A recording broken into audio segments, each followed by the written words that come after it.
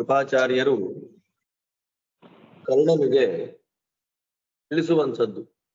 ಏಕ ಅರ್ಜುನ ಒಬ್ಬನೇ ಏನ್ ಮಾಡ್ತಾನೆ, ನನ್ನನ್ನು ಏನ್ ಮಾಡಬಲ್ಲ ಅಂತ ಕೇಳಿದ್ದಕ್ಕೆ ಒಬ್ಬ ಅರ್ಜುನ ಯಾವ ಯಾವ ಕೆಲಸಗಳನ್ನ ಮಾಡಿದ ಅಂತನ್ನುವುದರ ಬಗ್ಗೆ ತುಂಬಾ ಸ್ಪಷ್ಟವಾಗಿ ತಿಳಿಸಿಕೊಟ್ರು. ಅದರ ಮೇಲೆ ಕರ್ಣ ಕೃಪಾಚಾರ್ಯರಿಗೆ ಮಾತಾಡ್ತಾನೆ. ಅಲ್ಲಿಂದ ಮುಂದಕ್ಕೆ ಏನಾಯ್ತು ಅನ್ನೋದರ ನಿರೂಪಣೆಯನ್ನು ವೈಶಂಪಾಯನರು 49ನೇ ಅಧ್ಯಾಯದಲ್ಲಿ ಮಾಡ್ತಾರೆ. ಕೃಪಸ್ಯತು ವಚ ಶ್ರುತ್ವಾ ಕರ್ಣೋ ರಾಜನ್ ಯುಧಾಂಪತಿ ಪುನಃ ಪ್ರೋವಾಚ ಸಂರಬ್ಧೋ ಗರ್ಹಯನ್ ಬ್ರಾಹ್ಮಣಂ ಕೃಪಂ ರಕ್ಷಯಾಮ್ಯಹಮಾಚಾರ್ಯಂ ಭಯಾದ್ ಭಕ್ತಿಂ ಗತಂ ರಿಪು ಭೀತೇನ ಹಿ ನ ಯೋದ್ಧವ್ಯಮಹಂ ಯೋತ್ಸ್ಯೇ ಧನಂಜಯಂ ತನುವಾರುಣಮಾಗ್ನೇಯಂ ಯಾಮ್ಯಂ ವಾಯವ್ಯಮೇವ ಚ ಅಸ್ತ್ರಂ ಬ್ರಾಹ್ಮಂ ಶಿವಂ ಚೈವ ಸತ್ವಹೀನಸ್ಯ ತೇ ವೃಥಾ ಪಿತೃಕಾರ್ಯಂ ಕೃತಮಿದಂ ಪಿತಾ ಪುತ್ರೈರ್ಮಹಾರಥೈಃ ಭರ್ತೃಪಿಂಡಶ್ಚ ನಿರ್ವಿಷ್ಟೋ ಯಥೇಷ್ಟಂ ಗಂತುಮರ್ಹತ ಭಿಕ್ಷಾಂ ಹರಸ್ವ ತ್ವನ್ನಿತ್ಯಂ ಯಜ್ಞಾನನುಚರಸ್ವ ಆಮಂತ್ರ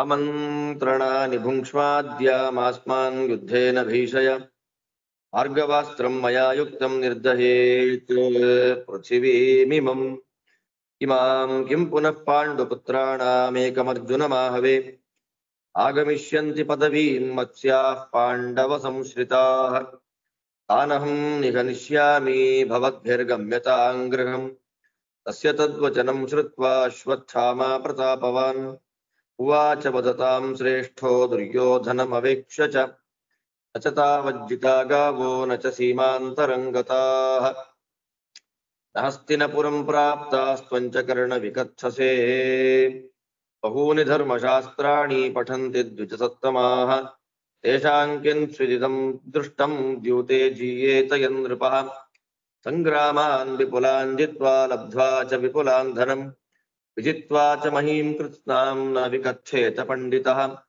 ದಾತ್ಯಗ್ನಿರವಾಕ್ಯಸ್ತು ತೂಷ್ಣೀಂ ಭಾತಿ ದಿವಾಕರಃ ತೂಷ್ಣೀಂ ಧಾರಯತೆ ಲೋಕಾನ್ ವಸುಧಾ ಚ ಚರಾಚರಾನ್ ಚಾತುರ್ವರ್ಣ್ಯಸ್ಯ ಕರ್ಮಾಣಿ ವಿಹಿತಾನಿ ಸ್ವಯಂಭುವ ಧನಂ ಯೈರಧಿಗಂತವ್ಯಂ ಯಚ್ಚ ಕುರ್ವನ್ನ ದುಷ್ಯತಿ ಅಧೀತ್ಯ ಬ್ರಾಹ್ಮಣೋ ವೇದಾನ್ ಯಾಜಯೇತ ಯಜೇತವ ಕ್ಷತ್ರಿಯೋ ಧನಮಾಕೃತ್ಯ ಯಜತೈವ ನ ಯಾಜಯೇತ್ ವೈಶ್ಯೋಧಿಗಂ ಯದ್ರವ್ಯಾಣಿ ವಾರ್ತಾ ಕರ್ಮಾಣಿ ಕಾರಯೇತ್ ಶೂದ್ರಶುಶ್ರೂಷಣಂ ಕುರ್ಯಾತ್ ತ್ರಿಷು ವರ್ಣೇಷು ನಿತ್ಯಶಃ ವರ್ತಮಾನ ಯಥಾಶಾಸ್ತ್ರಂ ಪ್ರಾಪ್ಯ ಚಾಪಿ ಮಹೀಮಿಮಾಂ ಪ್ರಕುರ್ವಂತಿ ಮಹಾಭಾಗಾಃ ಯಜ್ಞಾನ್ ಸುವಿಪುಲಾನಪಿ ದುರ್ಯೋಧನಮಭಿಪ್ರೇಕ್ಷ್ಯ ಕರ್ಣಂಚ ಕುರು ಸಂಸದಿ ಅಶ್ವತ್ಥಾಮಾ ಭೃಶಂ ಕ್ರುದ್ಧಃ ದುರ್ಯೋಧನಮತರ್ಜಯತ್.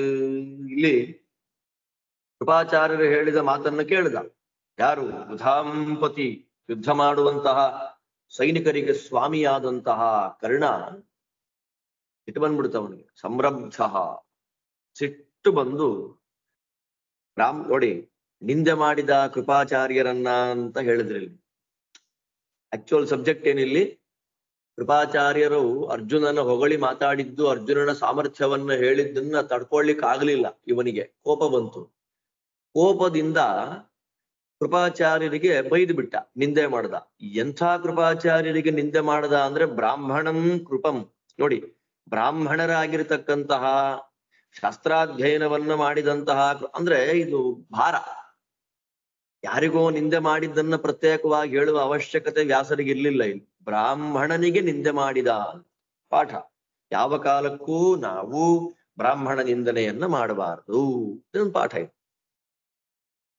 ಹೇಳ್ದ, ನನಗೆ ಕಾಣ್ತಾ ಇದೆ, ಲಕ್ಷಯಾಮಿ, ನನಗೇನೋ ಒಂದು ಕಾಣ್ತಾ ಇದೆ. ಏನು ಕಾಣ್ತಾ ಇದೆ? ಕೃಪಾಚಾರ್ಯರಿಗೆ ಭಯ. ಭಯದಿಂದ ಶತ್ರುವಾದ ಅರ್ಜುನನ ಮೇಲೆ ಭಕ್ತಿ.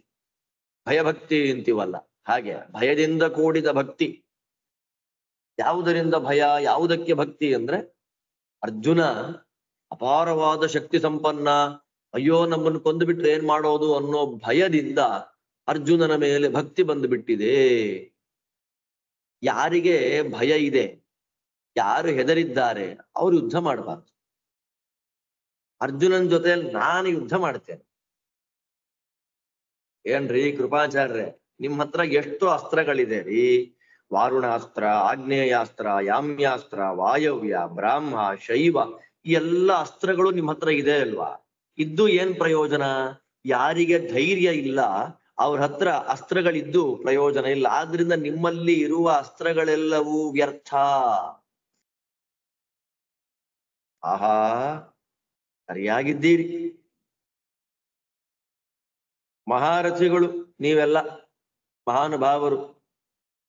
ಅವರು ನೋಡಿ ಯಾರ್ಯಾರ ಬಗ್ಗೆ, ಕೃಪಾಚಾರ್ಯರ ಬಗ್ಗೆ ಮಾತಾಡಿದ್ದಾಯ್ತು. ಈಗ ದ್ರೋಣಾಚಾರ್ಯರು ಮತ್ತು ಅಶ್ವತ್ಥಾಮಾಚಾರ್ಯರು ಅವ್ರ ಬಗ್ಗೆ ಮಾತಾಡ್ತಾರೆ. ತಂದೆ ಮತ್ತು ಮಗ ದ್ರೋಣ ಮತ್ತು ಅಶ್ವತ್ಥಾಮರಿಬ್ಬರು ಕೂಡ ಮಹಾರಥಿಗಳೇ. ಸರಿಯಾಗಾಯ್ತಪ್ಪ. ಅಶ್ವತ್ಥಾಮನ ಸ್ನೇಹಿತ ಇವನು ದುರ್ಯೋಧನ. ಸ್ನೇಹಿತನಿಗೆ ಕಷ್ಟ ಬಂದಾಗ ಸಹಾಯ ಮಾಡಬೇಕಾದ್ದು ಮತ್ತೊಬ್ಬ ಸ್ನೇಹಿತನ ಕರ್ತವ್ಯ. ಸರಿ, ಚೆನ್ನಾಗಿ ಮಾಡಿದ್ರಿ. ಭರ್ತೃಪಿಂಡಶ್ಚ ನಿರ್ವಿಷ್ಟ. ಊಟ ಮಾಡಿದ್ದಕ್ಕೆ ಋಣ ತೀರಿಸಿದ್ದಾಯ್ತು. ಎಲ್ಲಿ ಊಟ ಮಾಡಿದ್ರೋ ಆ ಜಾಗದ ಋಣವನ್ನೂ ಚೆನ್ನಾಗಿ ತೀರಿಸಿದ್ದಾಯ್ತು. ಆಗ್ಲಿ, ನಿಮ್ಗೆ ಎಲ್ಲಿ ಇಷ್ಟ ಆಗುತ್ತೋ ಎಂಥ ಮಾತು ನೋಡ್ರಿ ಇದು. ಎಲ್ಲಿ ಇಷ್ಟ ಆಗುತ್ತೋ ಅಲ್ಲಿ ಹೋಗ್ಬಹುದು, ಅಂದ್ರೆ ಮನೆ ಬಿಟ್ಟು ಹೋಗ್ರಿ ಅಂತ ಅರ್ಥ. ದುರ್ಯೋಧನನ ಆಶ್ರಯದಿಂದ ನೀವು ದೂರ ಆಗಬೇಕು ಅಂತ ಹೇಳೋದು. ಹೋಗಿ ಏನ್ ಮಾಡೋದು? ಭಿಕ್ಷೆ ಬೇಡ್ರಿ, ನಿತ್ಯ ಭಿಕ್ಷೆ ಬೇಡಿ. ಎಲ್ಲೆಲ್ಲಿ ಯಜ್ಞಗಳಾಗತ್ತೋ ಅಲ್ಲಿ ಹೋಗ್ರಿ. ಊಟಕ್ಕೆ ಕರೀತಾರಲ್ಲ, ಊಟಕ್ಕೆ ಬನ್ನಿ ಅಂತ ಇನ್ವೈಟ್ ಮಾಡ್ತಾರೆ. ಊಟಕ್ಕೆ ಬನ್ನಿ ಅಂತ ಇನ್ವೈಟ್ ಎಲ್ಲೆಲ್ಲಿ ಮಾಡ್ತಾರೋ ಆ ಜಾಗಕ್ಕೆಲ್ಲ ಹೋಗಿ ಊಟ ಮಾಡಿ. ನಮ್ಮನ್ನ ಹೆದರಿಸ್ಬೇಡಿ. ಅರ್ಜುನ ಹಾಗೆ ಯುದ್ಧ ಮಾಡ್ತಾನೆ, ಹೀಗೆ ಯುದ್ಧ ಮಾಡ್ತಾನೆ ಅಂತ ಹೇಳಿ ನನಗೆ ಹೆದರಿಸುವಂತಹ ಕೆಲಸ ನೀವು ಮಾಡ್ಬೇಕಾದ್ದಿಲ್ಲ. ಊಟ ಮಾಡಿ. ಎಲ್ಲೆಲ್ಲಿ ಇನ್ವಿಟೇಷನ್ ಬರುತ್ತೋ ಅಲ್ಲೆಲ್ಲ ಹೋಗಿ ಊಟಗಳು ಮಾಡ್ಕೊಂಡು ಭಿಕ್ಷೆ ಬೇಡ್ಕೊಂಡು ಹೋಮ ಹವನ ಮಾಡಿಸ್ಕೊಂಡಿರಿ ನೀವು. ಏನ್ರಿ ಕೃಪಾಚಾರ್ಯ, ನನ್ನ ಹತ್ರ ಒಂದು ಅಸ್ತ್ರ ಇದೆ, ಭಾರ್ಗವಾಸ್ತ್ರ ಅಂತ. ನೋಡಿ, ಪರಶುರಾಮ ದೇವರ ಹೆಸರಿನ ಅಸ್ತ್ರ ಅದು, ಭಾರ್ಗವಾಸ್ತ್ರ. ನಾನು ಏನಾದ್ರೂ ಅದನ್ನ ಪ್ರಯೋಗ ಮಾಡಿಬಿಟ್ರೆ ಭೂಮಿನೇ ಸುಟ್ಟು ಹೋಗುತ್ತೆ. ಹಾಗಿರ್ಬೇಕಾದ್ರೆ ಅರ್ಜುನನ ಒಬ್ಬ ಅವನ್ ಸುಡೋದಿಲ್ವಾ? ಬರೀ ಅರ್ಜುನ ಒಬ್ಬನೇ ಅಲ್ಲ, ಅವನನ್ನು ಫಾಲೋ ಮಾಡ್ಕೊಂಡು ಪಾಂಡವರು ಬರ್ಲಿ, ಮತ್ಸ್ಯ ದೇಶದ ಎಲ್ಲರೂ ಬಂದು ಬಿಡ್ಲಿ, ನಾನು ಅವ್ರನ್ನೆಲ್ಲ ಕೊಂದಾಕ್ಬಿಡ್ತೇನೆ. ನೀವು ಮನೆಗೆ ಹೋಗಿ ಸುಮ್ಮನೆ, ನಿಮ್ಮಿಂದ ಏನ್ ಕೆಲಸ?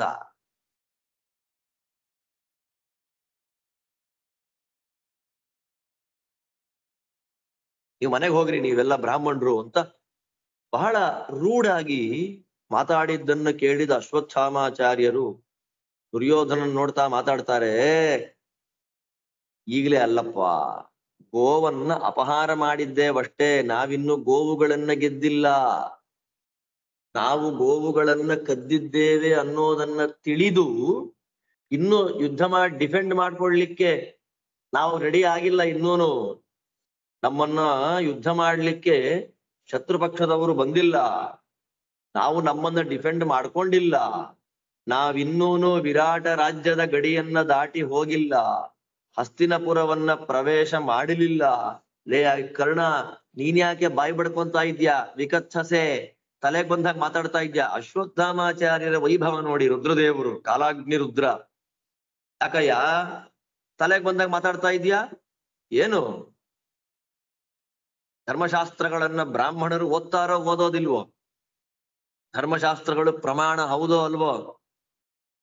ಹೌದಾನೆ? ರಾಜ ಬೇರೆಯವರ ಸಂಪತ್ತನ್ನ ಪಗಡೆ ಆಟ ಆಡಿ ದ್ಯೂತವನ್ನ ಗ್ಯಾಂಬ್ಲಿಂಗ್ ಮಾಡಿ ಸಂಪತ್ತನ್ನ ಗೆಲ್ಲಬೇಕು ಅಂತ ಎಲ್ಲಿ ಬರೆದಿದೆ? ಯಾವ ಧರ್ಮಶಾಸ್ತ್ರದಲ್ಲಿ ಹೇಳಿದೆ ರಾಜನಾದವನು ದ್ಯೂತಗಳನ್ನ ಆಡೋದರ ಮೂಲಕ ಬೇರೆ ರಾಜನ ಸಂಪತ್ತನ್ನ ಗೆಲ್ಲಬಹುದು ಅಂತ ಯಾವ ಶಾಸ್ತ್ರದಲ್ಲಿ ಬರೆದಿದೆ? ಹೇಳು. ದೊಡ್ಡ ದೊಡ್ಡ ಯುದ್ಧಗಳನ್ನ ಗೆದ್ರು, ಸಿಕ್ಕಾಪಟ್ಟೆ ಸಂಪತ್ತನ್ನ ಸಂಪಾದನೆ ಮಾಡಿದ್ರು, ಕೊನೆಗೆ ಸಮಗ್ರವಾದ ಭೂಮಂಡಲವನ್ನೇ ತನ್ನ ವಶವನ್ನಾಗಿ ಮಾಡಿಕೊಂಡ್ರು. ನಿಜವಾಗಿ ತಿಳಿದವನು, ವಿವೇಕ ಇರುವವನು ಆತ್ಮ ಪ್ರಶಂಸೆಯನ್ನ ಯಾವತ್ತೂ ಮಾಡ್ಕೊಳ್ಬಾರದು. ನಾನು ಸುಟ್ಟು ಬಿಡ್ತೇನೆ, ನಾನು ಊರನ್ನೆಲ್ಲ ಸುಟ್ಟಾಕ್ಬಿಡ್ತೀನಿ ಅಂತ ಹೇಳಿ ಅಗ್ನಿ ಸುಡತ್ತಾ, ಸುಟ್ರೂ ಕೂಡ ನಾನು ಸುಟ್ಟಿ ಬಿಟ್ಟೆ ಅಂತ ಅಗ್ನಿ ಮಾತಾಡುತ್ತಾ, ನಾನು ಊರಿಗೆಲ್ಲ ಬೆಳಕನ್ನ ಕೊಡ್ತೇನೆ ಅಂತ ಹೇಳಿ ಸೂರ್ಯ ಬೆಳಕನ್ನ ಕೊಡ್ತಾನ, ಅಥವಾ ಬೆಳಕನ್ನ ಕೊಟ್ರು ಮಾತಾಡ್ತಾನ? ನಮ್ಮೆಲ್ಲರನ್ನ ಧರಿಸಿದ್ದಾಳಲ್ಲ ಭೂದೇವಿ, ನಾನ್ ನಿಮ್ಗೆಲ್ಲ ಆಶ್ರಯಳಾಗಿದ್ದೇನೆ ಅಂತ ಹೇಳ್ತಾಳ. ಆದ್ದರಿಂದ ಕೆಲಸವನ್ನ ಮಾಡ್ಬೇಕು, ಮಾಡಿದ ಮೇಲೂ ಮುಚ್ಚಿಕೊಂಡು ಸುಮ್ಮನೆ ಇರ್ಬೇಕು. ನಾನ್ ಮಾಡ್ದೆ ನಾನ್ ಹೀಗ್ ಮಾಡ್ತೀನಿ ಅಂತ ಹೇಳ್ಬಾರ್ದು. ನಾನ್ ಹೀಗ್ ಮಾಡಿಬಿಟ್ಟೆ ಅಂತಲೂ, ಕೆಲಸ ಮಾಡುವ ಮೊದಲು ಮಾತಾಡಬಾರ್ದು, ಕೆಲಸ ಆದ್ಮೇಲೂ ಮಾತಾಡಬಾರ್ದು, ನಮ್ಮ ಕೆಲಸವೇ ಮಾತಾಡ್ಬೇಕು. ಎಂಥ ಮಾತು ನೋಡಿ. ಆದ್ದರಿಂದ ಆ ಚತುರ್ಮುಖ ಬ್ರಹ್ಮದೇವರು ಸ್ಪಷ್ಟವಾಗಿ ಎಲ್ಲರಿಗೂ ಆದೇಶವನ್ನು ಕೊಟ್ಟು ಬಿಟ್ಟಿದ್ದಾರೆ. ಎಂಥ ಆದೇಶ ಅದು?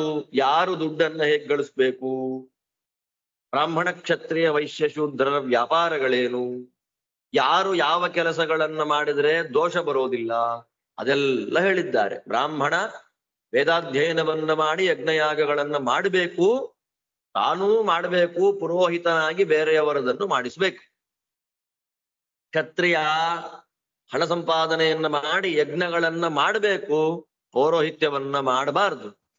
ವೈಶ್ಯ ದ್ರವ್ಯಗಳನ್ನ ಸಂಪಾದನೆ ಮಾಡಿ ವ್ಯಾಪಾರವನ್ನ ಮಾಡಬೇಕು.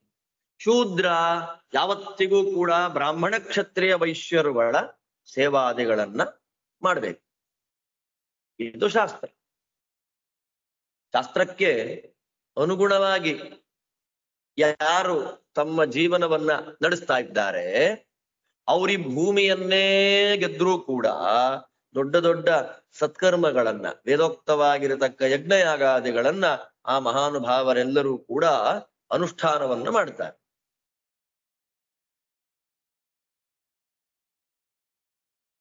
ಗೊತ್ತಾ? ನೀನ್ ತಲೆ ಹರಟೆ ಮಾತಾಡ್ಬೇಡ. ಹೀಗೆ ಅಶ್ವತ್ಥಾಮಾಚಾರ್ಯರು ಎಲ್ಲ ಕೌರವರ ಸಮ್ಮುಖದಲ್ಲಿ ದುರ್ಯೋಧನ ಮತ್ತು ಕರ್ಣ ಇಬ್ಬರನ್ನ ನೋಡ್ತಾ ಬಹಳ ಸಿಟ್ಟು ಬಂದ್ಬಿಟ್ಟಿದೆ ಅವರಿಗೆ. ಸೋದರ ಮಾವನ್ ಬೈತ್ಯ ನೀನು ಅಂತ ಸಿಟ್ಟು ಮಾಡಿಕೊಂಡು ದುರ್ಯೋಧನನಿಗೆ ಹೆದರಿಸ್ಬಿಡ್ತಾರೆ.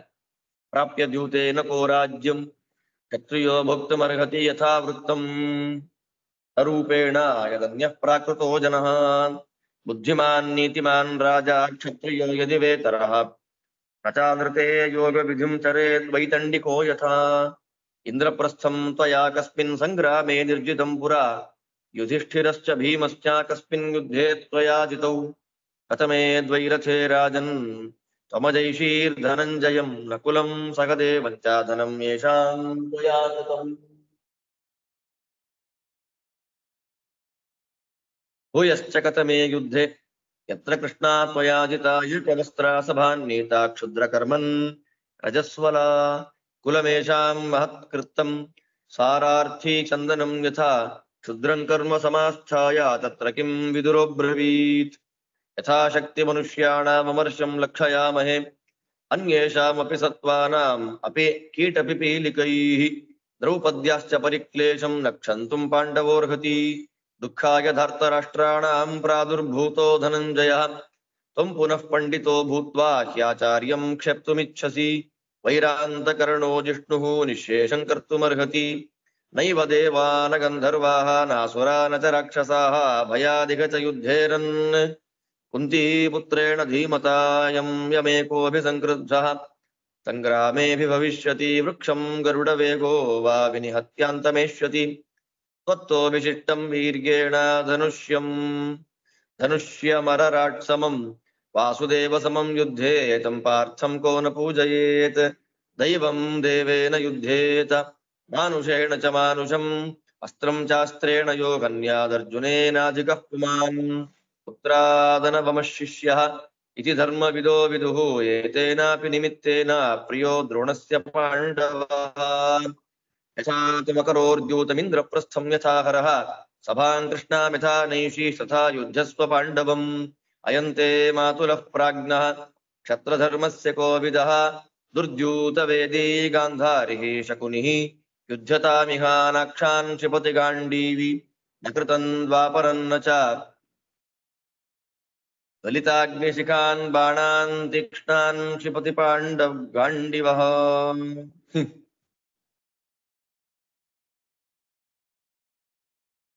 ನಹಿ ಗಾಂಡೀವ ನಿರ್ಮುಕ್ತಾಃ ರುದ್ರಪತ್ರಾಶಿಲಾಶಿತಾಃ ಅಂತರೇಷ್ವವತಿಷ್ಠಂತೆ ಗಿರೀಣಾಂ ಅಪಿ ಧಾರಣಾಃ ಅಂತಕಃ ಪವನೋ ಮೃತ್ಯುಃ ತಥಾಗ್ನಿರ್ವಡವಾ ಮುಖಃ ಕ್ಷುರಧಾರಾ ವಿಷಂ ಸರ್ಪೋ ವಜ್ರೀ ಚೈವ ಪರಂತಪಃ ಕುರ್ಯುರೇತೆ ಕ್ವಚಿತ್ ಶೇಷಂ ನತು ಕ್ರುದ್ಧೋ ಧನಂಜಯಃ ಯಥಾ ಸಭಾಯಾನ್ ದ್ಯೂತಂ ತ್ವಂ ಮಾತುಲೇನ ಸಹ ಕರೋಃ ತಥಾ ಯುದ್ಧಸ್ವ ಸಂಗ್ರಾಮೇ ಸೌಬಲೇನ ಸುರಕ್ಷಿತಃ ಯುದ್ಧತಾಂ ಕಾಮಮಾಚಾರ್ಯೋ ನಾಹಂ ಯೋತ್ಸ್ಯೆ ಧನಂಜಯಂ ಮಾತ್ಸ್ಯಸ್ತ್ವಸ್ಮಾಭಿರಾಯೋಧ್ಯ ಯದ್ಯಾಗಚ್ಚೇದ್ಗವಾಂ ಪದಂ.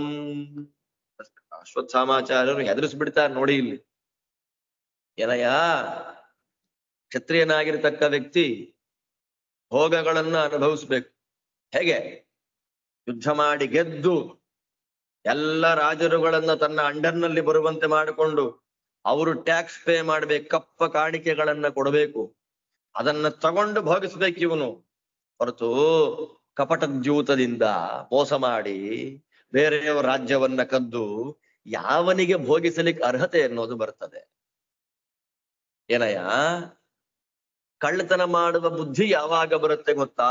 ಯಾರಿಗೆ ಸ್ವತಃ ಸಂಪಾದನೆ ಮಾಡುವ ಸಾಮರ್ಥ್ಯ ಇರೋದಿಲ್ಲ, ಲೋಭ ಅನ್ನೋದು ಯಾರಿಗಿರ್ತದೆ ಅವ ಕಳ್ಳತನ ಮಾಡ್ತಾನೆ. ಲೋಭಿಗಳಾದ ಜನರು ತಮ್ಮ ಕೆಟ್ಟ ಸ್ವಭಾವಕ್ಕನುಗುಣವಾಗಿ ಹೇಗೆ ಹಣವನ್ನ ಅಪೇಕ್ಷೆ ಪಡ್ತಾರೆ. ನೀನ್ ಹಾಗೆ ಮಾಡಿದ್ದಿ. ನೀತಿವಂತ ಬುದ್ಧಿವಂತನಾಗಿರತಕ್ಕ ಯಾವುದೇ ಕ್ಷತ್ರಿಯ ರಾಜ ಅಥವಾ ಇನ್ನೊಬ್ಬ ವೈತಂಡಿಕೋ ಯಥ ವೈತಂಡಿಕ ವಿತಂಡವಾದಿ ಅಂತ ರಾಜರ ವ್ಯಾಖ್ಯಾನ. ವಿತಂಡವಾದಿ ತಲೆ ಹರಟೆ ಮಾತಾಡೋದು, ಹೇಳಿದ್ದಕ್ಕೊಂದು ವಿರೋಧ ಮಾಡೋದು, ಮಾತಗೊಂದು ವಿರೋಧ.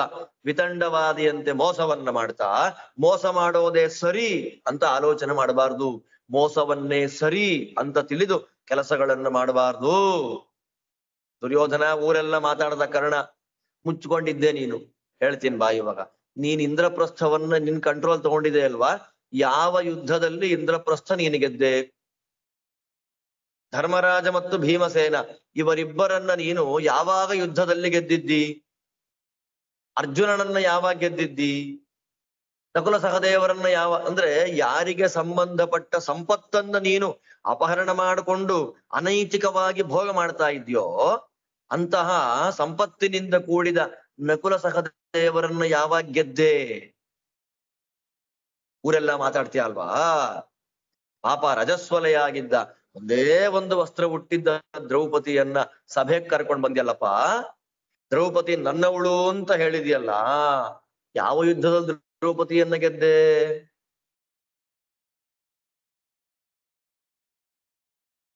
ಕುಲಮೇಷಾಂ ಮಹತ್ ಕೃತ್ತಂ ಯೇಷಾಂ ಪುಣ್ಯಕರ್ಮಣಾಂ ಅಂತ ವಾದಿರಾಜರ ವ್ಯಾಖ್ಯಾನ.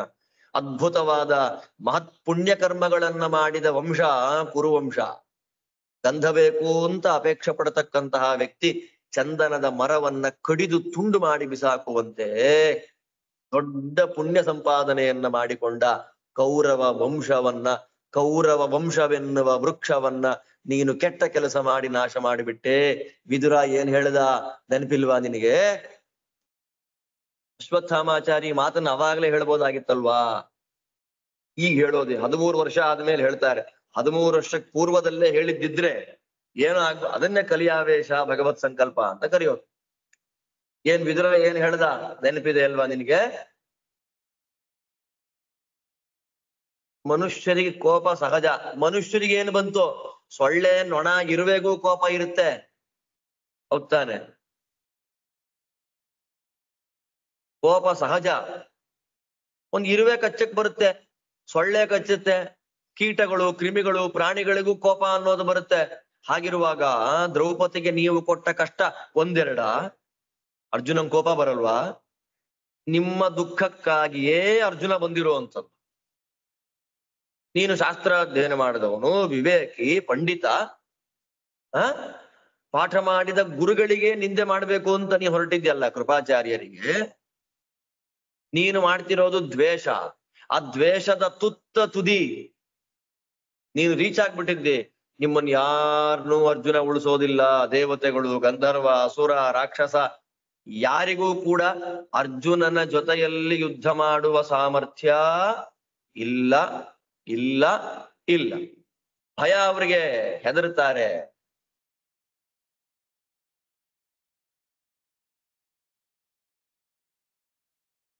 ಒಬ್ಬನೇ ಒಬ್ಬ, ನಾನೊಬ್ಬನೇ ಯುದ್ಧ ಮಾಡ್ತೀನಿ. ಇದು ಕರ್ಣನಿಗೆ ಟಾಂಟ್ ಕೊಡ್ತಿರೋದು. ನಾನೊಬ್ಬನೇ ಯುದ್ಧ ಮಾಡ್ತೀನಿ ಅರ್ಜುನನ್ ಜೊತೆಯಲ್ಲಿ, ನೀವ್ ಯಾರು ಬೇಡ ಅಂತ ಹೇಳ್ತಾನಲ್ಲ. ಅದು ಹೇಗಿದೆ ಗೊತ್ತಾ? ಒಂದೇ ಒಂದು ಮರ ಇದೆ, ಒಂದು ಬಯಲು ಫೀಲ್ಡ್ ಅಲ್ಲಿ. ಗರುಡ ದೇವರು ಹಾರ್ಕೊಂಡು ಹೋಗ್ತಾ ಇದ್ದಾರೆ. ಗರುಡ ದೇವರು ಹಾರಿ ಹೋಗುವಾಗ ಗರುಡ ದೇವರ ರೆಕ್ಕೆಗೆ, ಆ ರೆಕ್ಕೆಯ ಗಾಳಿಗೆ ಒಂದು ಮರ ಉಳಿಯುತ್ತಾ? ಹಾರಿ ಹೋಗಿ ನಾಶವಾಗುವಂತೆ ಅರ್ಜುನ ಅಂತಹವನನ್ನ ಕೊಂದು ನಾಶ ಮಾಡಿಬಿಡ್ತಾನೆ. ಅರ್ಜುನನ್ ಬಗ್ಗೆ ಲಘುವಾಗಿ ಮಾತಾಡ್ತೀಯ? ಕರ್ಣ ದುರ್ಯೋಧನರಿಗಿಂತ ಅದ್ಭುತವಾದ ಪರಾಕ್ರಮಿ. ಧನುಸ್ಸನ್ನ ತಿಳಿದವರಲ್ಲಿ ದೇವೇಂದ್ರನಿಗೆ ಸಮ, ಯುದ್ಧ ಮಾಡುವುದರಲ್ಲಿ ಭಗವಂತ ಕೃಷ್ಣನಿಗೆ ಸಮ ಅಂತ ಅರ್ಜುನನಿಗೆ ಗೌರವ ಕೊಡೋದು ಬೇಡವಾ?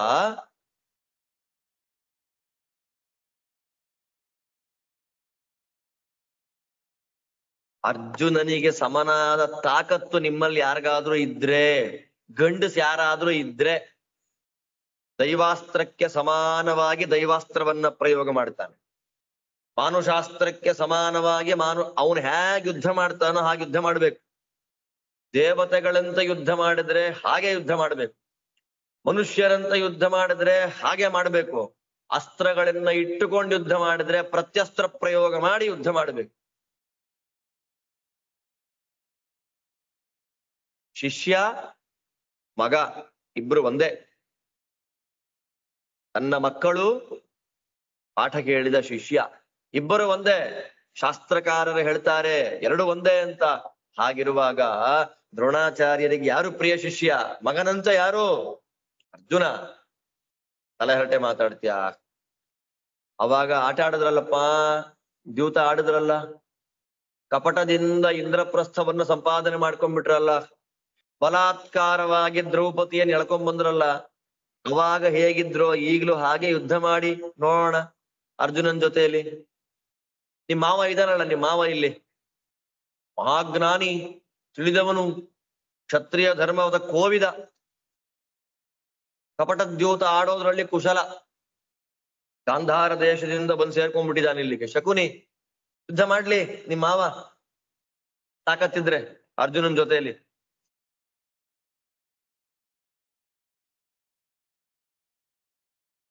ನೀವೆಲ್ಲ ಎಷ್ಟು ಬಂತು ಸಂಖ್ಯೆ ಅಂತ ದಾಳಗಳನ್ನ ಹಾಕಿದ್ರಲ್ಲ, ಅರ್ಜುನ ದಾಳ ಹಾಕೋದಿಲ್ಲ, ಉರಿಯುವ ಬೆಂಕಿ ಅಂತ ಇರುವ ಬಾಣಗಳನ್ನ ಬಿಡ್ತಾನೆ. ಅವನು ದಾಳ ಎಸೆಯಲ್ಲಪ್ಪ, ಬಾಣ ಎಸೆಯೋನ್ ಅರ್ಜುನ.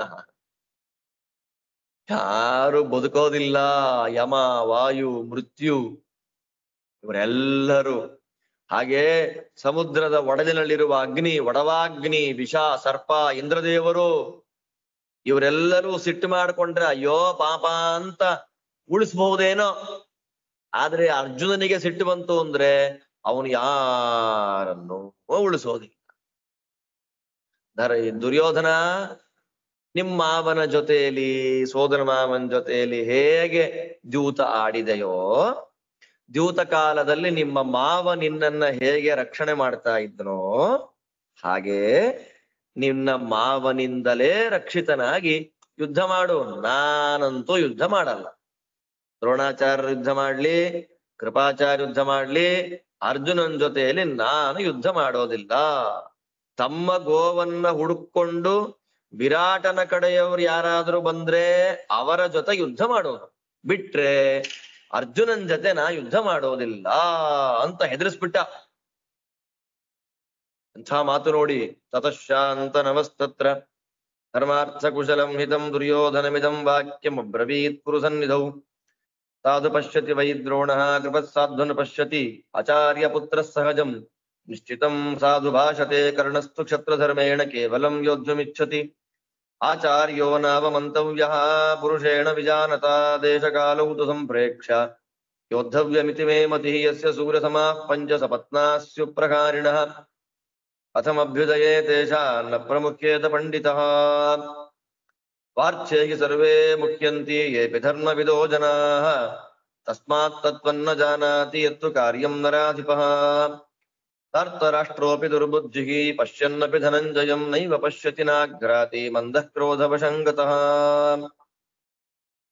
ಏವಮುಕ್ತ್ವಾ ತು ರಾಜಾನಂ ಪುನರ್ದ್ರೌಣಿಮಥಾಬ್ರವೀತ್ ಪ್ರಾಂಜಲಿರ್ಭರತಶ್ರೇಷ್ಠಃ ಸಾಮ್ನಾ ಬುದ್ಧಿಮತಾಂಬರಃ ಕರ್ಣೋ ಯದ್ಯದವೋಚದ್ಧಿ ತೇಜಸ್ಸಂಜನನಾಯನಃ ಆಚಾರ್ಯಪುತ್ರಃ ಕ್ಷಮತಾಂ ಮಹತ್ಕಾರ್ಯಮುಪಸ್ಥಿತಂ ನಾಯಂ ಕಾಲೋ ವಿರೋಧಸ್ಯ ಕೌಂತೇಯೇ ಸಮುಪಸ್ಥಿತೆ ಕ್ಷಂತವ್ಯಂ ಭವತಾ ಸರ್ವಂ ಆಚಾರ್ಯೇಣ ಕೃಪೇಣ ಚ ಫಲಸ್ಯ ವ್ಯಸನಾನ್ಯಾಕುರ್ಯಾನಿ ವೀರಾ ಮನೀಷಿಣಃ ಮುಖ್ಯಂ ಭೇದಂತು ತೇಷಾಂ ಚ ಪಾಪಿಷ್ಠಂ ವಿದುಷಾಂ ಮತಂ ಭವತ್ಸು ಹಿ ಕೃತಾಸ್ತ್ರತ್ವಂ ಯಥಾದಿತ್ಯೇ ಪ್ರಭಾ ತಥಾ ಯಥಾ ಚಂದ್ರಮಸೋ ಲಕ್ಷ್ಮೀ ಸರ್ವಥಾ ನಾಪಕೃಷ್ಯತೆ ಏವಂ ಭವತ್ಸು ಬ್ರಹ್ಮಾಸ್ತ್ರಂ ಬ್ರಹ್ಮ ಚೈವ ಪ್ರತಿಷ್ಠಿತಂ ಏಕತ್ರ ಚತುರೋ ವೇದಾಃ ಕ್ಷಾತ್ರಮೇಕತ್ರ ದೃಶ್ಯತೆ ನೈತತ್ ಸಮಸ್ತಮುಭಯಂ ಕಸ್ಮಿಂಚಿದನುಶುಶ್ರುಮಃ ಅನ್ಯತ್ರ ಭಾರತಾಚಾರ್ಯಾತ್ ಸಪುತ್ರಾದಿತಿ ಮೇ ಮತಿಃ ಬ್ರಹ್ಮಾಸ್ತ್ರಂ ಚೈವ ವೇದಾಶ್ಚ ನೈತದನ್ಯತ್ರ ದೃಶ್ಯತೆ ವೇದಾಂತಾಶ್ಚ ಪುರಾಣಾನಿ ಇತಿಹಾಸಂ ಪುರಾತನಂ ಜಾಮದಜ್ಞಾದೃತೆ ರಾಮಾತ್ ಕೋ ದ್ರೋಣಾದಧಿಕೋ ಭವೇತ್ ಆಚಾರ್ಯಪುತ್ರಃ ಕ್ಷಮತಾಂ ನಾಯಂ ಕಾಲೋ ವಿಭೇದನೆ ಸರ್ವೇ ಸಂಗಮ್ಯ ಯುದ್ಧ್ಯ ಮಹಾಪಾಕಶಾಸನಿಮಾಗತಂ ಬಲಸ್ಯಂ ವ್ಯಸನಾನಿ ಯಾನ್ಯುಕ್ತಾನಿ ಮನೀಷಿಭಿಃ ಮುಖ್ಯೋ ಭೇದೋ ಹಿ ತೇಷಾಂ ವೈ ಪಾಪಿಷ್ಠೋ ವಿದುಷಾಂ ಮತಃ ನೈವ ನ್ಯಾಯಮಿದಂ ವಾಚ್ಯಮಸ್ಮಾಕಂ ಪುರುಷರ್ಷಭ ಕಿಂತು ರೋಷಪರೀತೇನ ಗುರುಣಾ ಭಾಷಿತಾ ಗುಣಾಃ ಶತ್ರುಶತ್ರೋರಪಿ ಗುಣಾಗ್ರಾಹ್ಯಾಃ ದೋಷಾ ವಾಚ್ಯಾ ಗುರೋರಪಿ ಸರ್ವಥಾ ಸರ್ವಯತ್ನೇನ ಪುತ್ರೇ ಶಿಷ್ಯೇ ಹಿತಂ ವದೇತ್ ಆಚಾರ್ಯ ಏವ ಕ್ಷಮತಾಂ ಶಾಂತಿರತ್ರ ವಿಧೀಯತಾಂ ಪಶ್ಯತೋ ಹಿ ಗುರೋರ್ಮತ್ಸ್ಯಾನ್ ನಿವೃತ್ತಂ ಉಪಕಾರಿತಂ. ಓ, ಸಮಯ ಮೀರಿ ಹೋಗ್ತಾ ಇದೆ, ಇನ್ನೇನು ಮಾಡ್ಲಿಕ್ಕಾಗೋದಿಲ್ಲ ಅನ್ನೋದನ್ನ ತಿಳಿದಂತಹ ಭೀಷ್ಮಾಚಾರ್ಯರು. ಎಂಥ ಭೀಷ್ಮಾಚಾರ್ಯರು! ಯಾವ ಕಾಲಕ್ಕೆ ಹೇಗೆ ಮಾತಾಡಬೇಕು ಅನ್ನುವುದನ್ನ ತಿಳಿದ ಭೀಷ್ಮಾಚಾರ್ಯರು ದುರ್ಯೋಧನನಿಗೆ ಹೇಳ್ತಾರೆ, ಶಾಂತಿ ಶಾಂತಿ. ದ್ರೋಣಾಚಾರ್ಯರಿಗಾಗ್ಲಿ ಕೃಪಾಚಾರ್ಯರಿಗಾಗ್ಲಿ ಪಕ್ಷಪಾತ ಇಲ್ಲ, ಎಲ್ಲರನ್ನೂ ಸರಿಯಾಗಿ ನೋಡ್ತಾರೆ, ಸರಿಯಾಗಿ ಮಾತಾಡ್ತಾರೆ. ಆಚಾರ್ಯ ಪುತ್ರರಾಗಿರ್ತ ಗುರುಪುತ್ರರಾದ ಅಶ್ವತ್ಥಾಮಾಚಾರ್ಯರು ಕೂಡ ಕರೆಕ್ಟ್ ಆಗಿರೋದನ್ನ ಹೇಳ್ತಾ ಇದ್ದಾರೆ. ಅದಕ್ಕೆ ಕರ್ಣ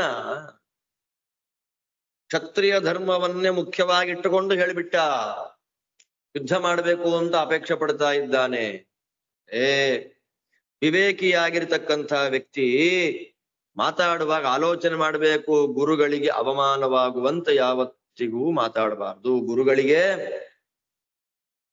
ಗುರುಗಳ ವ್ಯಕ್ತಿತ್ವಕ್ಕೆ, ಅವರ ಸಾಧನೆಗೆ ಅಪಚಾರವಾಗುವಂತೆ ಯಾವ ಕಾಲಕ್ಕೂ ಮಾತಾಡಬಾರ್ದು, ನಾವು ನಡಿಬಾರ್ದು. ನಮ್ಮ ವ್ಯವಸ್ಥೆ ಹಾಗಿರ್ಬೇಕು. ಆದ್ದರಿಂದ ಆ ಯುದ್ಧ ದೇಶಕಾಲಗಳನ್ನ ನೋಡಿ ಮಾಡಬೇಕು. ನನ್ನ ಅಭಿಪ್ರಾಯನೂ ಅದೇ.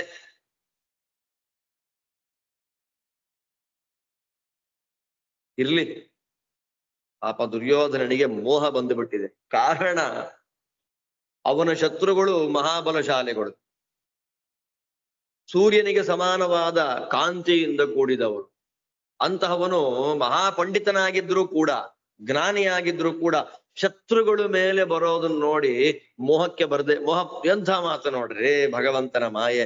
ಶತ್ರುವಿನ ಅಭ್ಯುದಯವನ್ನ ನೋಡಿ ಮೋಹ ಬರ್ದೇ ಇರುತ್ತೇನ್ರಿ. ಎಂಥ ಜ್ಞಾನಿಯೇ ಆಗಿರ್ಲಿ, ತಾನು ಯಾರನ್ನ ಶತ್ರು ಅಂತ ಅನ್ಕೊಂಡಿರ್ತಾನೋ ಅವನ ಅಭ್ಯುದಯ ಸಹಿಸಲಿಕ್ಕೆ ಸಾಧ್ಯವಾಗೋದಿಲ್ಲ. ಧರ್ಮವನ್ನ ತಿಳಿದಂತಹ ಎಲ್ಲ ಜ್ಞಾನಿಗಳೇ ತನ್ನ ಕುಟುಂಬ, ತನ್ನದ್ದು, ತನ್ನ ಸ್ವಾರ್ಥ ಅಂತ ಬರುವಾಗ ಧರ್ಮ ನೋಡ್ತಾರ. ನಮ್ಮನೇಲಿ ಮಾಡಿದ್ ಸರಿ, ಬೇರೆಯವ್ರು ಮಾಡಿದ್ ತಪ್ಪು. ಬೇರೆಯವರ ತಪ್ಪನ್ನ ತಪ್ಪು ಅಂತ ಹೇಳುವಾಗ ತನ್ನ ಮನೆಯದ್ದನ್ನೂ ತಪ್ಪು ಅಂತ ಹೇಳ್ಬೇಕು. ಅದ್ರ ಆಗ್ತಿಲ್ವಲ್ಲ ನೋಡಿ. ಇವತ್ತು ಆಗುವಂತ ವಿಷಯಗಳನ್ನ 5,000 ವರ್ಷಗಳ ಪೂರ್ವದಲ್ಲೇ ಹೇಳಿಬಿಟ್ಟಿದ್ದಾರೆ ನಮ್ಮ ಅಜ್ಜ ಭೀಷ್ಮಾಚಾರ್ಯರು. ನಮ್ಮೆಲ್ರಿಗೂ ಅಜ್ಜನೇ ಅವರು. ಅಪ ದುರ್ಯೋಧನಂಗೆ ಇವಾಗ ಜ್ಞಾನಿಗಳ ವ್ಯವಸ್ಥೆನೇ ಹಾಗೆ ಅನ್ಬೇಕಾದ್ರೆ ನಮ್ ದುರ್ಯೋಧನಂಗೆ ಏನ್ ಮಾಡ್ಬೇಕು ಅಂತ ಗೊತ್ತಾಗ್ತಾ ಇಲ್ಲ ಪಾಪ. ಇರ್ಲಿ, ಅವನಿಗೆ ನಾಘ್ರಾತಿ ಏನು, ಅವನ ಮೂಗು ವಾಸನೆಯನ್ನ ಗ್ರಹಣ ಮಾಡ್ತಾ ಇಲ್ಲ. ಯಾವ ವಾಸನೆ ಅಂದ್ರೆ ವಾದಿರಾಜರು ಬರೀತಾರೆ, ಅರ್ಜುನನ ಕೀರ್ತಿಯ ಗಂಧ, ಅರ್ಜುನನ ಕೀರ್ತಿಯ ಗಂಧವನ್ನ ಮೂಸ್ತಾ ಇಲ್ಲ. ಕೋಪ, ಮಂದಬುದ್ಧಿ ಅಂತ ಹೇಳಿ ದುರ್ಯೋಧನನಿಗೆ ಹೇಳಿದ ಭೀಷ್ಮಾಚಾರ್ಯರು ಕೈ ಮುಗಿದು ಬಿಟ್ರಂತೆ. ಎಷ್ಟು ಹಿರಿಯರು ಅಶ್ವತ್ಥಾಮಾಚಾರ್ಯ ಕೈ, ಯಾಕೆ ಬ್ರಾಹ್ಮಣ, ಆಚಾರ್ಯ ಪುತ್ರ, ಗುರುಪುತ್ರ, ಕೈ ಮುಗಿದು ಬೇಡ್ತಾರೆ, ಮಾತಾಡ್ತಾರೆ. ಸ್ವಾಮಿ ಕರ್ಣ ನಿಮ್ಮನ್ನ ನಿಂದೆ ಮಾಡ್ಬೇಕು ಅಂತ ಹೇಳಿಲ್ಲ, ಸಿಟ್ಟು ಜಾಸ್ತಿ ಬರಿಸ್ಲಿಕ್ಕಾಗಿ ಹೇಳ್ದ. ಸಿಟ್ಟಿದ್ರೆ ಯುದ್ಧವನ್ನ ಗಾಂಭೀರ್ಯ ಗತ್ತಿಂದ ಮಾಡಬಹುದು ಅಂತ ಅವನು ಹೇಳ್ದ. ಬಿಟ್ರೆ ನಿಮ್ಮನ್ನ ನಿಂದೆ ಮಾಡಬೇಕು ಅಂತಲ್ಲ, ದಯಮಾಡಿ ಕ್ಷಮ ಮಾಡಬೇಕು. ಆಚಾರ್ಯ ಪುತ್ರ ಕ್ಷಮತಾ, ಗುರುಪುತ್ರರು ಕ್ಷಮಿಸ್ಬೇಕು. ದೊಡ್ಡ ಯುದ್ಧ ಬಂದಿದೆ ಈಗ, ಅರ್ಜುನ ಎದುರಿಗೆ ನಿಂತಿದ್ದಾನೆ. ನಮ್ಮಲ್ಲೇ ಗಲಾಟೆ ಮಾಡ್ಕೊಳ್ಳೋದು ಸರಿಯಲ್ಲ. ಆದ್ದರಿಂದ ಬ್ರಾಹ್ಮಣರಾಗಿರ್ತಕ್ಕ ನೀವು, ದ್ರೋಣಾಚಾರ್ಯರು, ಕೃಪಾಚಾರ್ಯರು, ದಯಮಾಡಿ ಕ್ಷಮ ಮಾಡಬೇಕು. ಸೈನ್ಯದಲ್ಲಿ ಯಾವುದು ಇರಬಾರ್ದೋ ಅದು ಬಂದಿದೆ ಈಗ. ಯುದ್ಧ ಆಗುವಾಗ ಅತ್ಯಂತ ದುಷ್ಟವಾದದ್ದು ಯಾವುದು ಗೊತ್ತಾ? ನಮ್ಮಲ್ಲೇ ಗಲಾಟೆ ಮಾಡ್ಕೊಳ್ಳೋದು, ನಮ್ಮಲ್ಲೇ ಪರಸ್ಪರ ವಿರೋಧ ಅಂತನ್ನೋದು ಬಂದಾಗ ಶತ್ರುವಿನ ಜೊತೆಯಲ್ಲಿ ಯುದ್ಧವನ್ನ ಹೇಗೆ ಮಾಡ್ಲಿಕ್ಕಾಗ್ತದೆ? ಆದ್ದರಿಂದ ಪರಸ್ಪರ ವಿರೋಧ ಅದು ವರ್ಜ್ಯ ಅಂತ ಜ್ಞಾನಿಗಳು ಹೇಳ್ತಾರೆ. ನೀವೆಲ್ಲರೂ ಶಾಸ್ತ್ರವನ್ನ ಹಾಗೆ ಶಸ್ತ್ರವನ್ನ ಅಧ್ಯಯನ ಮಾಡಿದವರು. ಸೂರ್ಯನಿಂದ ಬೆಳಕು ಹೋಗ್ಬಿಡುತ್ತಾ? ಚಂದ್ರ ಅಂದ್ರೆ ಕಾಂತಿ, ಸೂರ್ಯ ಅಂದ್ರೆ ಬೆಳಕು. ಹಾಗೆ ನೀವು ಅಧ್ಯಯನ ಮಾಡಿದ ಅಸ್ತ್ರವಿದ್ಯೆ ನಿಮ್ಮನ್ನ ಯಾವತ್ತೂ ಬಿಟ್ಟೆಲ್ಲೂ ಹೋಗೋದಿಲ್ಲ. ನೀವು ಕೇವಲ ಬ್ರಾಹ್ಮಣರೂ ಅಲ್ಲ, ಕೇವಲ ಕ್ಷತ್ರಿಯರು. ನಿಮ್ಮಲ್ಲಿ ವೇದವೂ ಇದೆ, ಬ್ರಹ್ಮಾಸ್ತ್ರವೂ ಇದೆ. ಏಕತ್ರ ಚತುರೋ ವೇದಾಹ, ಒಂದು ಕಡೆಯಲ್ಲಿ ಸಾಂಗೋಪಾಂಗವಾದಂತಹ 4 ವೇದಗಳ ಅಧ್ಯಯನ, ಮತ್ತೊಂದು ಕಡೆಯಲ್ಲಿ ಕ್ಷಾತ್ರಮೇಕತ್ರ ದೃಶ್ಯತೆ, ಮತ್ತೊಂದು ಕಡೆಯಲ್ಲಿ ಕ್ಷತ್ರಿಯ ತೇಜಸ್ಸು. ಹೀಗಿರುವಾಗ ಸಮಗ್ರ ಭಾರತ ಕುಲಕ್ಕೆ ಆಚಾರ್ಯರಾಗಿ ನಿಂತಿರತಕ್ಕಂತಹ ದ್ರೋಣಾಚಾರ್ಯರು ಮತ್ತು ಅವರ ಮಕ್ಕಳಾದ ನಿಮ್ಮನ್ನ ಬಿಟ್ಟು ಬೇರೆ ಇನ್ನೆಲ್ಲಿಯೂ ಶಸ್ತ್ರಾಧ್ಯಯನ ಸಂಪನ್ನತೆ ಎಲ್ಲೂ ಇಲ್ಲ. ವೇದಾಂತಗಳು, ಪುರಾಣ, ಇತಿಹಾಸ ಇವುಗಳನ್ನ ಎಲ್ಲ ಅಧ್ಯಯನ ಮಾಡುವಂತಹ ವಿಷಯದಲ್ಲಿ ಪರಶುರಾಮ ದೇವರನ್ನ ಬಿಟ್ರೆ ದ್ರೋಣಾಚಾರ್ಯರಿಗಿಂತ ದೊಡ್ಡ ವಿದ್ವಾಂಸರು ಲೋಕದಲ್ಲಿ ಇವತ್ಯಾರಿದ್ದಾರೆ? ಇದು ಹೊಗಳೋದು, ಕೆಲಸ ಮಾಡಿಸ್ಕೋಬೇಕಲ್ಲ ಯುದ್ಧ ಇವಾಗ ಹೊಗಳೋ. ಆದ್ರೆ ಇದು ಕೆಲವು ವಿಷಯ ವಾಸ್ತವನೇ, ಆದ್ರೆ ಕೆಲಸ ಮಾಡಿಸ್ಕೊಳ್ಳುವಾಗ ಹೇಗೆ ನಯಕೋವಿದರಾಗಿ ಮಾತಾಡ್ಬೇಕು ಅನ್ನೋದು ಪಾಠ. ವೇದಾಂತಗಳ ಅಧ್ಯಯನ ಆಗಿದೆ, ಪುರಾಣಗಳ ಅಧ್ಯಯನ ಆಗಿದೆ, ರಾಮಾಯಣ, ಪಂಚರಾತ್ರಗಳ ಅಧ್ಯಯನವನ್ನ ಮಾಡಿದ್ದಾರೆ ದ್ರೋಣಾಚಾರ್ಯರು. ಎಂಥ ವೈಭವ! ಆದ್ದರಿಂದ ಆಚಾರ್ಯ ಪುತ್ರ ಕ್ಷಮ ಮಾಡಬೇಕು, ದಯಮಾಡಿ ಕ್ಷಮಿಸ್ಬೇಕು. ನಾವೆಲ್ಲ ಸೇರಿ ಯುದ್ಧ ಮಾಡೋಣ. ಆದ್ದರಿಂದ ನಮ್ಮಲ್ಲೇ ಗಲಾಟೆ ಬೇಡ ಅಂತಂದಾಗ ಅಶ್ವತ್ಥಾಮಾಚಾರ್ಯ ಹೇಳ್ತಾರೆ, ನನಗೇನಿಲ್ಲ, ನನಗೆ ಹೇಳ್ಬೇಕಾದ್ದೇನಿಲ್ಲ.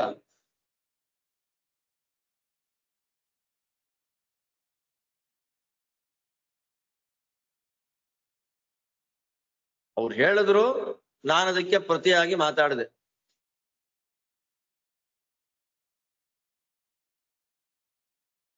ಶತ್ರುಗಳಲ್ಲಿ ಗುಣಗಳಿದ್ರೆ, ಶತ್ರುಗಳಲ್ಲಿ ಒಳ್ಳೆಯ ಗುಣ ಇದ್ರೆ ಅದನ್ನು ತಗೊಳ್ಬೇಕು. ಅದೇ ರೀತಿ ಗುರುಗಳಲ್ಲೇನಾದ್ರೂ ದೋಷ ಇದ್ರೆ ಅದನ್ನು ಹೇಳಬೇಕು. ಮಕ್ಕಳು, ಶಿಷ್ಯ ಇವರಲ್ಲಿ ಯಾವಾಗಲೂ ಒಳ್ಳೆ ಮಾತೇ ಹೇಳಬೇಕು. ನಾನು ಕ್ಷಮಿಸುವಂತ ವ್ಯಕ್ತಿ ಅಲ್ಲ. ಗುರುಗಳೇ ಕ್ಷಮಿಸಲಿ, ದ್ರೋಣಾಚಾರ್ಯರು, ಕೃಪಾಚಾರ್ಯರೇ ಕ್ಷಮಿಸಲಿ, ಗಲಾಟೆ ಬೇಡ. ನಾವೇನು ಮನಸ್ಸಿಗೆ ಹಚ್ಕೊಂಡೇನು ಹೋಗಿಲ್ಲ. ಯಾವಾಗ ಶತ್ರು ಪಕ್ಷದ ಸೈನಿಕರನ್ನ ನೋಡಿಬಿಟ್ರೋ ಆಗ್ಲೇ ದ್ರೋಣಾಚಾರ್ಯರಿಗೆ ಕರ್ಣ ಹೇಳಿದ ಸಿಟ್ಟು ಬರಿಸುವ ಮಾತುಗಳೆಲ್ಲ ಮರ್ತೇ ಹೋಗಿದೆ. ನಮಗೇನು ಕೋಪ ಇಲ್ಲ, ಸರಿಯಾಗಿ ಮಾತು ಹೇಳಿದೆ ಅಷ್ಟೇ ನಾನು. ಆಗಿದೆ ನೋಡಿ. ಆಗ ಅಶ್ವತ್ಥಾಮಾಚಾರ್ಯ ಹೇಳಿದ್ದಕ್ಕೆ ದ್ರೋಣಾಚಾರ್ಯ ಹೇಳ್ತಾರೆ, ತಥೋ ದುರ್ಯೋಧನೋ ದ್ರೋಣಂ ಕ್ಷಮಯಾಮಾಸ ಭಾರತ ಸಹಕರ್ಣೇನ ಭೀಷ್ಮೇನ ಕೃಪಂಚ ಸುಮಹಾಬಲಂ. ಆ ತಕ್ಷಣ ಭೀಷ್ಮಾಚಾರ್ಯರಿಂದ ಮತ್ತು ಕರ್ಣನಿಂದ ಕೂಡಿದಂತಹ ದುರ್ಯೋಧನ ದ್ರೋಣಾಚಾರ್ಯರ ಕೃಪಾಚಾರ್ಯರ ಕ್ಷಮಾ ಮಾಡಿದ. ಸ್ವಾಮಿ ದಯಮಾಡಿ ಕ್ಷಮಾ ಮಾಡಿ, ನಾನು ತಪ್ಪು ಮಾಡಿಬಿಟ್ಟೆ ಅಂತ ಕ್ಷಮೆ ಕೇಳಿಬಿಟ್ಟ. ತಪ್ಪಾಯ್ತು ನಂದು. ದ್ರೋಣಾಚಾರ್ಯ ಹೇಳ್ತಾರೆ, ಯದೈವ ಪ್ರಥಮಂ ವಾಕ್ಯಂ ಭೀಷ್ಮಶಾಂತನವಬ್ರವೀತ್ ತದೈವಾವಾಂ ಪ್ರಸನ್ನೋ ವೈ ಪರಮತ್ರ ವಿಧೀಯತಾಮಥಾ ದುರ್ಯೋಧನೋ ರಾಜ ಅಗಚ್ಚೇತ್ ಕಂಚಿದಾಪದಂ ಸಾಹಸಾದಿತಿ ವಾ ಮೋಹಾನ್ ತಥಾ ನೀತಿರ್ವಿಧೀಯತಾಂ ವನವಾಸೇ ನಿವೃತ್ತೇತು ದೃಶ್ಯತೇತು ಧನಂಜಯ ಧನಂ ಚಾಲಭಮಾನೋತ್ರ ನಾದ್ಯನಃ ಕ್ಷಂತುಮರ್ಹತಿ ಯಥಾ ನಾಯಶಸಾ ಯುಂಜ್ಯಾತ್ ಧಾರ್ತರಾಷ್ಟ್ರಃ ಕಥಂಚನ ಯಥಾ ನನಃ ಪರಾಜಯಿಷೀದರ್ಜುನಸ್ತದ್ವಿಧೀಯತಾಂ ಉಕ್ತಂ ದುರ್ಯೋಧನೇನಾಪಿ ಪುರಸ್ತಾದ್ವಾಕ್ಯಮೀದೃಶಂ ತದನುಸ್ಮೃತ್ಯ ಗಾಂಗೇಯ ಯಥಾವತ್ ಕರ್ತುಮರ್ಹತಿ. ಅಪ್ಪ ಭೀಷ್ಮಾಚಾರ್ಯರು ಯಾವಾಗ ಮಾತು ಕ್ಷಮಾ ಮಾಡಿ ಅಂತ ಶುರು ಮಾಡಿದ್ರೋ ನಮ್ ಕೋಪ ಎಲ್ಲ ಅವಾಗ್ಲೇ ಹೊರಟೋಯ್ತು. ನಮಗೇನಿಲ್ಲ, ಏನ್ ಮಾಡ್ಬೇಕು ಅದನ್ನ ಮಾಡ್ರಪ್ಪ. ದುರ್ಯೋಧನನಿಗೆ ತೊಂದರೆ ಆಗಬಾರದು, ಹಾಗೆ ಮಾಡಿ. ವನವಾಸ ಅಜ್ಞಾತವಾಸ ಮುಗಿದು ಹೋಗಿದೆ, ಅರ್ಜುನ ಕಣ್ಣಿಗೆ ಕಾಣ್ತಾನೆ. ಆದ್ದರಿಂದ ನಾವು ಅವನಿಗೆ ವಾಪಸ್ಸು ಕೊಡ್ಬೇಕಾದದ್ದನ್ನ ಕೊಡ್ತಾ ಇಲ್ಲ, ಯುದ್ಧಕ್ಕೆ ಬಂದಿದ್ದೇವೆ, ನಮ್ಮನ್ನ ಖಂಡಿತ ಕ್ಷಮಿಸೋದಿಲ್ಲ ಅರ್ಜುನ. ನಾವು ಏನು ಮಾಡೋದ್ರಿಂದ ದುರ್ಯೋಧನನಿಗೆ ಅಯಶಸ್ಸು ಅಪಕೀರ್ತಿ ಬರೋದಿಲ್ವೋ, ಯಾವುದನ್ನ ಮಾಡುವುದರಿಂದ ಅರ್ಜುನ ಗೆಲ್ಲಲಿಕ್ಕೆ ಸಾಧ್ಯವಿಲ್ಲವೋ ಅದನ್ನ ಮಾಡಿ. ಈಗ ಮಾತಾಡ್ಬೇಕಾದ್ರೆ ದುರ್ಯೋಧನ ಏನೋ ಹೇಳಿಬಿಟ್ಟ, ಇನ್ನು ಅಜ್ಞಾತವಾಸ ಮುಗುದಿಲ್ಲ, ಅರ್ಜುನ ಏನಾದ್ರು ಅವನು ಬಂದ್ರು ಸರಿ ಬರದೇ ಇದ್ರು ಸರಿ ಅಂತ. ಅಕಸ್ಮಾತ್ ಏನಾದ್ರು ಅರ್ಜುನ ಬಂದು ಬಿಟ್ರೆ ಇನ್ನು ಅಜ್ಞಾತವಾಸ ಪೂರ್ಣವಾಗಿ ಮುಗುದಿಲ್ಲ ಅಂತ, ಅಜ್ಞಾತವಾಸದ 1 ವರ್ಷದ ಅವಧಿ ಇನ್ನು ಮುಗಿದಿಲ್ಲ, ಆದ್ದರಿಂದ ಅಷ್ಟರಲ್ಲೇ ನೀನು ನಮಗೆ ಕಣ್ಣಿಗೆ ಕಾಣಿಸಿದ್ದಿ, ನೀನು ಮತ್ತೆ 12 ವರ್ಷ ವನವಾಸ 1 ವರ್ಷ ಅಜ್ಞಾತವಾಸ ಮಾಡು ಅಂತ ಹೇಳ್ಬಹುದು. ಒಂದು ವೇಳೆ ಅರ್ಜುನ ಬರ್ಲಿಲ್ಲ ಅಂದ್ರೆ ಈಸಿಯಾಗಿ ವಿರಾಟ ರಾಜ್ಯವನ್ನ ಗೆದ್ದು ನಮ್ಮೊಳಗೆ ಹಾಕೊಂಡು ಎಲ್ಲ ಗೋವುಗಳನ್ನ ಊರಿಗೆ ತಗೊಂಡು ಹೋಗ್ಬೋದು ಅಂತ ಮಾತಾಡ್ದ. ಎರಡನೇದು ಹೋಗ್ಲಿ, ದುರ್ಯೋಧನ ಏನು ಹೇಳಿಬಿಟ್ಟ, ಅಜ್ಞಾತವಾಸ ಇನ್ನು ಮುಗಿದಿದೆಯೋ ಮುಗಿದಿಲ್ವೋ ಅನ್ನೋದು ಈಗ ನಿರ್ಣಯ ಆಗ್ಬೇಕು, ನಿರ್ಧಾರ ಆಗ್ಬೇಕು. ಈ ನಿರ್ಧಾರವನ್ನ ಮಾಡಬೇಕಾದವರು ಭೀಷ್ಮಾಚಾರ್ಯರು.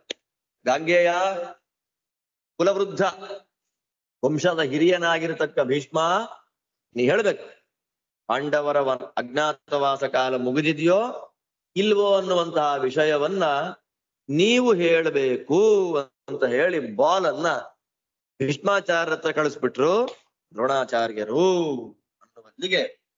ಇತಿ ಶ್ರೀಮನ್ ಮಹಾಭಾರತೆ ಶತಸಹಸ್ರಿಕಾಯಾಂ ಸಂಹಿತಾಯಾಂ ವೈಯಾಸಿಕ್ಯಾಂ ವಿರಾಟ ಪರ್ವಣಿ 50 ಗೋಗ್ರಹಣ ಪರ್ವಣಿ 13 ಇಲ್ಲಿಗೆ ಶ್ರೀಮದ್ ವೇದವ್ಯಾಸ ವಿರಚಿತ 100 ಶ್ಲೋಕಾತ್ಮಕ ಶ್ರೀಮನ್ ಮಹಾಭಾರತ ಸಂಹಿತಾದಲ್ಲಿ ವಿರಾಟ ಪರ್ವದಲ್ಲಿ ಸರಿಯಾಗಿ 50 ಅಧ್ಯಾಯಗಳು ಮುಗಿತದೆ. ಗೋಗ್ರಹಣ ಪರ್ವದಲ್ಲಿ 13ನೇ ಅಧ್ಯಾಯ. ಮುಂದಿನ ವಿಷಯಗಳನ್ನ ತಿಳಿಸ್ಬೇಕು ಅಂತ ನಂಗೂ ಕುತೂಹಲ. ಆದ್ರೆ ಈಗ 4:15 ಉಪನ್ಯಾಸ ಇದೆ. ಅದ್ರ ಮಧ್ಯದಲ್ಲಿ ನಾನು ಮದ್ದು ಸರೋವರಕ್ಕೆ ಹೋಗಿ ಸಂಧ್ಯಾ ವಂದನೆ ಮಾಡಿಕೊಂಡು ಮತ್ತೆ ಉಪನ್ಯಾಸ ಕೊಡ್ಬೇಕು. ಆದ್ದರಿಂದ ಅನಿವಾರ್ಯವಾಗಿ ಇಲ್ಲಿ 2 ಅಧ್ಯಾಯಗಳಿಗೆ ಮುಕ್ಕಾಲು ಗಂಟೆಗಳಿಗೆ ಪಾಠವನ್ನ ಮುಗಿಸುವಂತಹ ವ್ಯವಸ್ಥೆಯನ್ನು ಮಾಡಿಕೊಂಡಿದ್ದೇನೆ. ನೀವ್ಯಾರು ಇದಕ್ಕೆ ಬೇಜಾರು ಮಾಡಿಕೊಳ್ಳದೆ ಹರಿವಾಯು ಗುರುಗಳ ಅನುಗ್ರಹವನ್ನ ಪಡಿಬೇಕು, ಶ್ರವಣ ಮಾಡಿ ಅಂತ ಹೇಳ್ತಾ ಶ್ರೀಕೃಷ್ಣಾರ್ಪಣಮಸ್ತು.